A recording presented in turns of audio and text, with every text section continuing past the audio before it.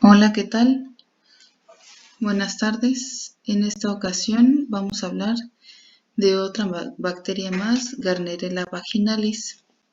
Esta Gardnerella es un microorganismo serológicamente peculiar, aislado del aparato genitourinario sano de la mujer, pero también se ha vinculado con procesos de vaginosis. Vamos a ver que tiene ciertas características específicas que se observan en frotis húmedos, eh, de esta bacteria. Bueno, antes se le llamaba Haemophilus vaginalis, vienen siendo bacilos o cocobacilos. Se les llama gran variables puesto que no tienen como un patrón específico si sean positivos o negativos, puede haber de los dos. Son inmóviles. También se les llama pleomórficos porque adquieren varias formas, tanto bacilos como cocos. No presentan cápsulas. Son anaerobios facultativos, por lo tanto también en este caso un tratamiento eficaz viene siendo el metronidazol. Son fermentadores positivos, presentan catalasa y oxidasa negativos, forman colonias pequeñas y su temperatura óptima de crecimiento es de 35 a 37 grados. El pH es de 6 a 7. Se dice también que van a alcalinizar un poco más el pH. Acuérdense que lo normal en cuanto a la vagina viene siendo menor a 4.5. Entonces en este caso lo alcalinizan un poco más. Entonces estas bacterias que están involucradas en la vaginosis bacteriana van a ser capaces de formar una biopelícula o biofilm en la superficie de las células epiteliales vaginales. Estas células epiteliales cubiertas con bacterias de biofilm se desprenden de la mucosa por descamación y dan lugar a unas células guías o células clave, también se le llama, que van a estar presentes en el frotis vaginal y nos van a orientar mucho a pensar en vaginosis bacteriana, pero ocasionada por Gardnerella. La composición química y estructura de la matriz del biofilm le confieren resistencia a estas bacterias frente al peróxido de hidrógeno, antibióticos, y este parece ser un aspecto importante en cuanto a la resistencia antimicrobiana y la recurrencia también de la enfermedad. Este es un grupo de enzimas sialidasas, prolidasas, carboxilasas. Las sialidasas se encargan de degradar el mucus y favorecen la adhesión de las bacterias al epitelio vaginal. Las carboxilasas desdoblan los péptidos vaginales en una gran variedad de aminas y de ahí sugiere el olor que mencionan, o hay una prueba que se llama prueba de aminas para la identificación de este grupo de bacterias también. Toxinas como hemolicina, citolicina de Gardnerella, enterocina, también de otra especie, Enterococcus faecium, tienen un papel importante en la patogenia de esta enfermedad. Ahora, ¿qué serían las células guía? Que sería algo importante de mencionar en cuanto al diagnóstico que se tiene que hacer, porque aquí no es tanto como cultivo, es más bien, decíamos, del exudado vaginal, hacer esta prueba, donde le llamamos criterios de Amsel. Tienen que cumplir ciertas características. Miren, la primera dice, presencia de descarga vaginal excesiva, va a haber abundante líquido homogéneo que puede ser blanquecino o blanquecino grisáceo y va a oler muy mal. El olor también es característico aquí. El pH vaginal decíamos que tiene que ser mayor de 4.7, o sea, más alcalino de lo normal. Y esto es porque se están generando mayor cantidad de aminas por las descarboxilasas que contiene esta bacteria. Ahí se llama el test de aminas positivo, que ahorita lo vamos a aclarar un poco más.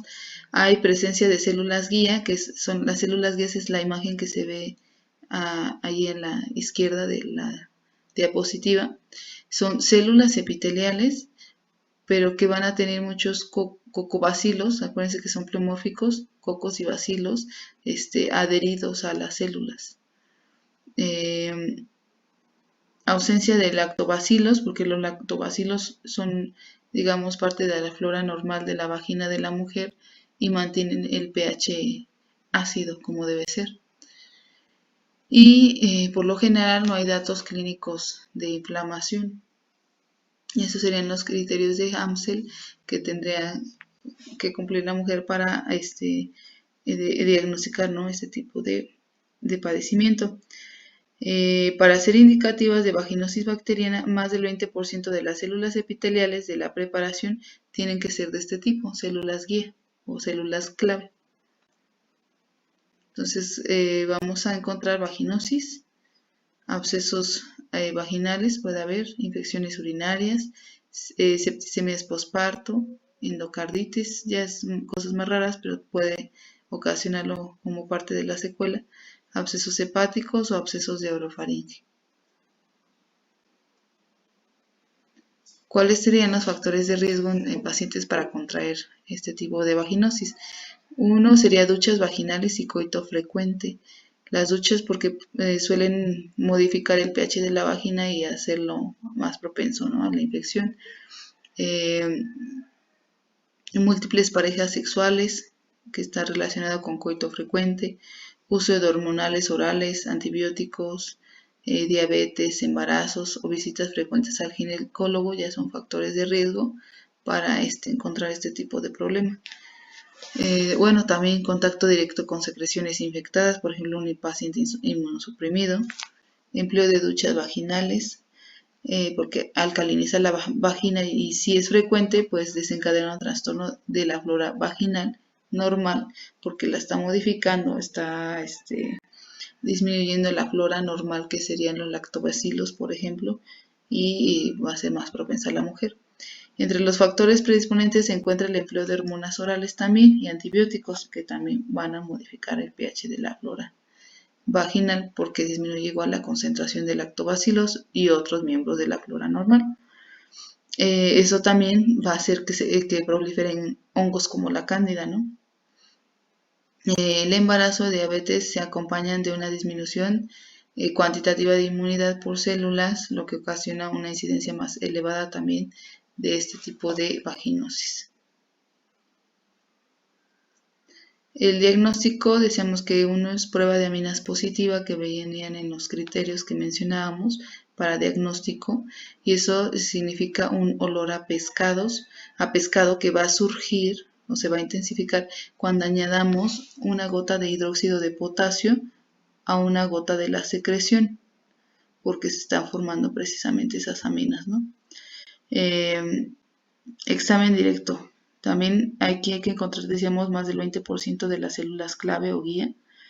Células vaginales con bordes oscuros, que esos bordes oscuros vienen siendo el acúmulo de esta bacteria añadida o adherida.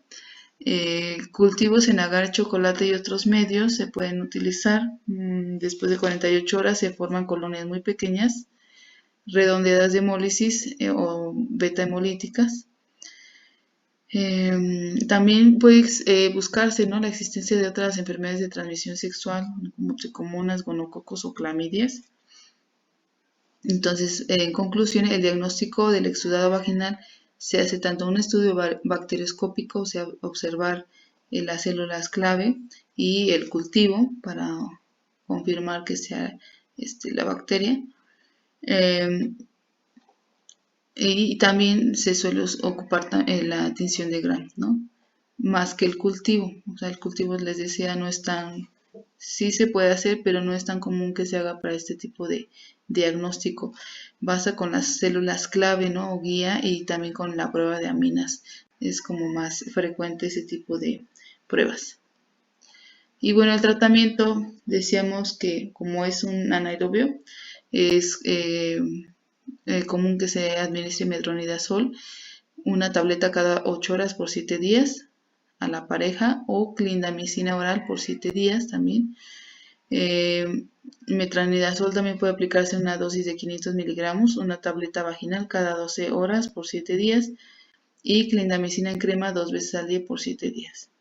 Y otra cuestión importante sería acidificar el medio vaginal, ¿no? Que acuérdense que está modificado y por eso es que está alcalinizado y por eso es que también es más prevalente este tipo de vaginosis.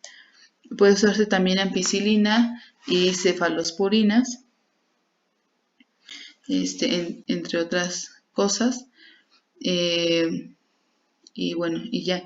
Eso sería todo en cuanto a Gardnerella. Si ustedes observan en el libro, en el capítulo 21, viene muy, muy poquito. Vienen otros tipos de bacterias anaerobias, aunque de todos los que vienen aquí, pues el más relevante sería Gardnerella. También vamos a hablar de los Clostridiums, pero eso ya sería en otra presentación. También es del capítulo 21.